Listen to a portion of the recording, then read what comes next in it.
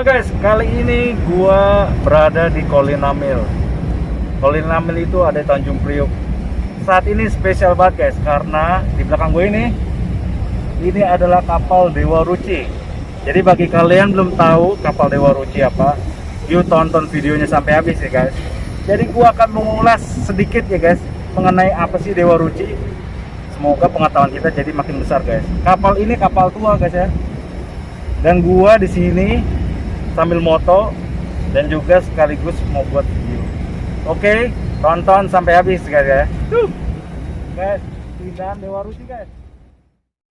KRI Dewa Ruci adalah kapal pelatihan bagi taruna kadet Akademi Angkatan Laut.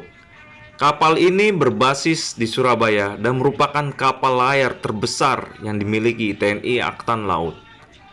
Nama kapal ini diambil dari nama dewa dalam kisah pewayangan Jawa, yaitu Dewa Ruci. KRI Dewa Ruci telah melakukan pelaksanaan yang mulia dengan berlayar muhibah keliling dunia, yaitu pada tahun 1964 dan tahun 2012. Pada tahun 1964, KRI Dewa Ruci dipimpin oleh Letkol Laut P. Sumantri yang membawa 78 orang taruna Akademi Angkatan Laut dan 32 anak buah kapal untuk mengarungi 7 samudera serta 5 benua. Sejarah kapal Dewa Ruci berukuran 58,5 meter dan lebar 9,5 meter. Dari kelas Bergentin dibangun oleh HNC Skulten dan Sonnenhamburg, Jerman. Juga merupakan satu-satunya kapal layar tiang tinggi produk galangan kapal pada tahun 1952 yang masih layar dari 3 yang pernah diproduksi. Namun terhenti pada saat Perang Dunia Kedua. Galangan kapal pembuatnya rusak parah dan akhirnya selesai dibuat pada tahun 1952 dan diresmikan pada tahun 1953. Dewa Ruci dibuat pada tahun 1952 oleh HNC Stulken dan Sonnenhamburg, Jerman Barat.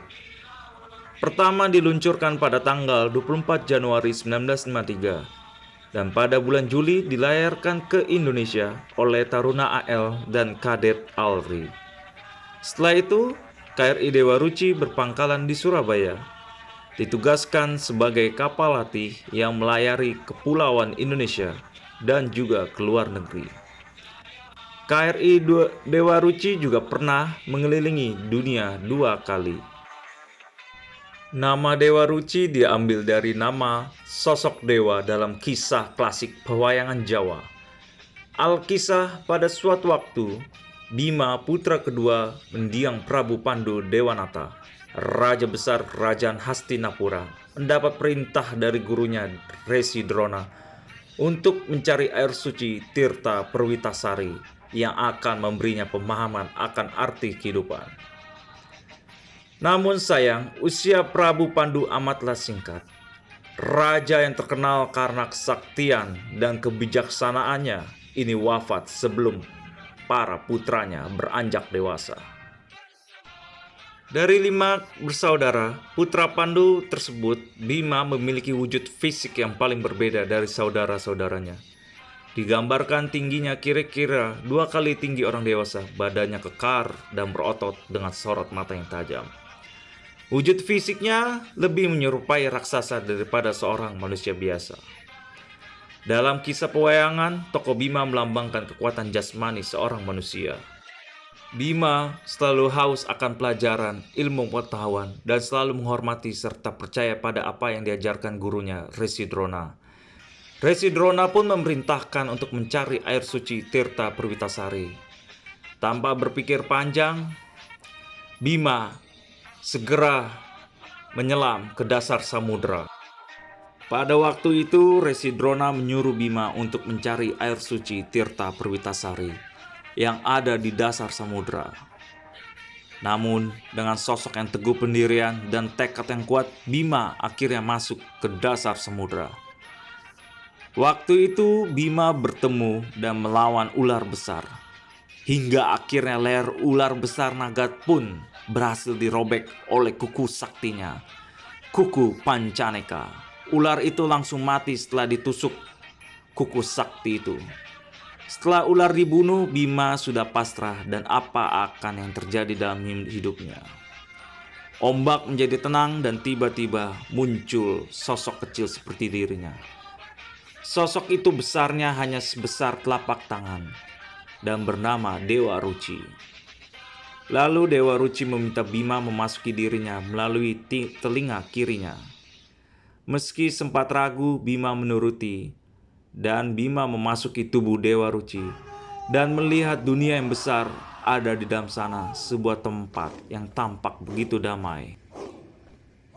Dewa Ruci memberikan wejangan bahwa air kehidupan itu ada di dalam diri kita masing-masing.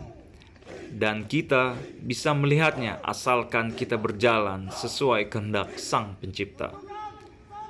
Dalam diri setiap orang ada cahaya yang akan masuk dan menuntun pada kebaikan. Namun terkadang kekhawatiran dan hawa nafsu menghalangi cahaya tersebut. Pelayaran keliling dunia pertama membawa bendera merah putih yang dilakukan oleh kapal latih KRI Dewa Ruci dilaksanakan selama 8 bulan di tahun 1964 dari tanggal 8 Maret 1964 dan berakhir pada tanggal 4 November 1964. Perdana mengelilingi dunia, KRI Dewa Ruci membuktikan ketangguhannya dalam menghadapi badai ganas di beberapa perairan yang dilintasinya. Dalam sebuah buku karya Cornelis Klaas yang berjudul Dewa Ruci, pelayaran pertama menaklukkan 7 samudra 2010, diuraikan kapal Dewa Ruci meninggalkan perairan Indonesia selepas dari dermaga Sabang. Tahukah kalian guys, bahwa kapal ini juga dibuat dalam sebuah film yaitu Anna and the King yang dibintangi oleh Jodie Foster.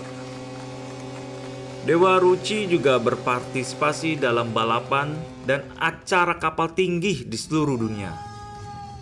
Juga kapal ini memiliki marching band sendiri.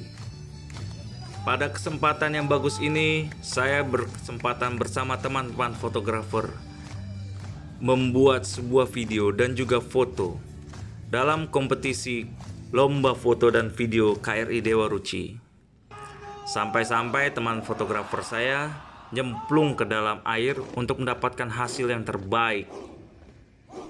Tahukah kalian, KRI Dewa Ruci dan awaknya adalah duta bangsa Indonesia. Selain berfungsi sebagai kapal latih, KRI Dewa Ruci juga mengundang decak kagum di berbagai negara, bahkan sampai ada pengunjung yang menjadi pengagum beratnya.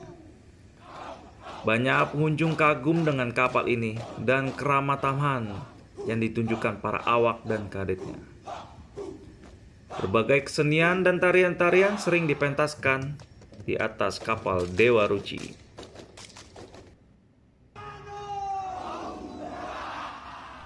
Kita harapkan kita akan mengulang dan melestarikan keberhasilan yang telah dicapai KRI Dewa Ruci.